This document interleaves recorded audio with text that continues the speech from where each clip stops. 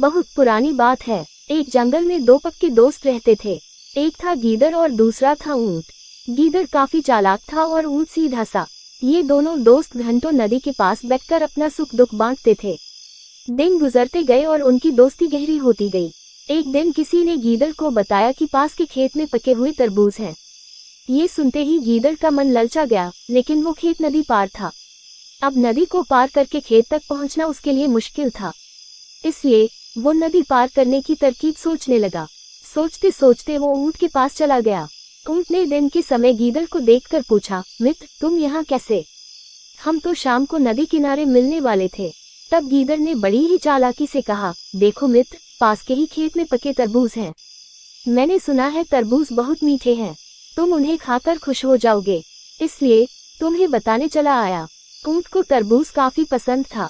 वो बोला, वाह, मैं अभी उस गांव में जाता हूँ, मैंने बहुत समय से तरबूज नहीं खाए हैं। ऊंट जल्दी जल्दी नदी पार करके खेत जाने की तैयारी करने लगा। तभी गीदड़ ने कहा, दोस्त तरबूज मुझे भी अच्छे लगते हैं, लेकिन मुझे तैरना नहीं आता है। तुम तरबूज खा लोगे तो मुझे लगेगा कि मैंने भी खा लिए। तभी ऊंट बोला, तुम चिंता मत करो, मैं तुम्हें अपनी पीठ पर बैठाकर नदी पार करवाऊंगा, फिर साथ में मिलकर तरबूज खाएंगे। ऊंट ने जैसा कहा था वैसा ही किया। खेत में पहुंचकर गीदड़ ने मन भरकर तरबूज खाए और खुश हो गया। खुशी के मारे वो जोर जोर से आवाजें निकालने लगा। तभी ऊंट ने कहा, तुम शोर मत मचाओ, लेकिन वो माना नहीं। गीदड़ की आवाज सुनकर किसान डंडे लेकर खेत के पास आ गए। गीदड़ चालाक था, इसलिए जल्दी से पेड़ों के पीछे छुप गया। ऊंट का शरीर बड़ा था, इसलिए वो छुप नहीं पाया। किसानों ने गुस्से के मारे उसे बहुत मारा। किसी तरह अपनी जान बचाते हुए ऊंट खेत के बाहर निकला। तभी पेड़ के पीछे छुपा गीदड़ बाहर आ गया। गीदड़ को देखकर ऊंट ने गुस्से में पूछा, तुम क्यों इस तरह चिल्ला रहे थे? गीदड़ ने कहा कि मुझे खाने के बाद चिल्लाने की आदत है, तभी मेरा खाना पचता है। इस जवाब को सुनकर ऊंट को और गुस्सा आ गया। फिर भी वो चुपचाप नदी की ओर बढ़ने लगा।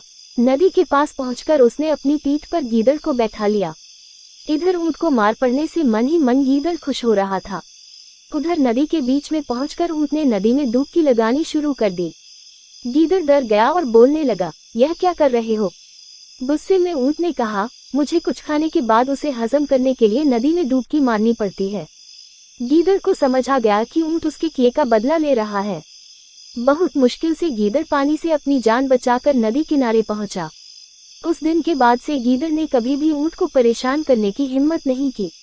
ऊंट और गीदड़ की कहानी से यह सीख मिलती है कि चालाकी नहीं करनी चाहिए। अपनी करनी खुद पर भारी पड़ जाती है। जो जैसा करता है उसे वैसा ही भरना होता है। कहानी कैसी लगी कमेंट करके जरूर बताएं। वीडियो अच्छी लगी तो लाइक करें। हमारे चैनल में नए हो तो सब्सक्राइब करें।